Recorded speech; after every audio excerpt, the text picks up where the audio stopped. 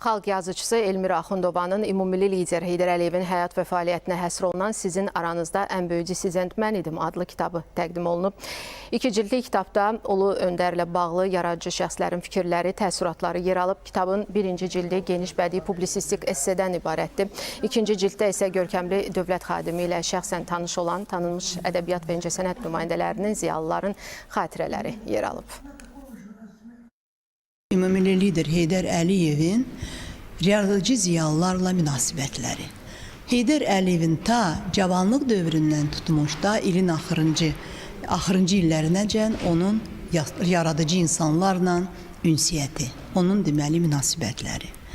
O ki qaldı 2-ci cild tam eksklüzivdir. Orada 27 müsahibə var. Mən onları müxtəlif vaxtlarda götürmüşəm. İnsanların yarısı bu dünyanı tərk ediblər. Amma mənim kitabımda onlar duracaq. Kitabın adı da maraqlıdır. Sizin aranızda ən böyük dissident mən idim.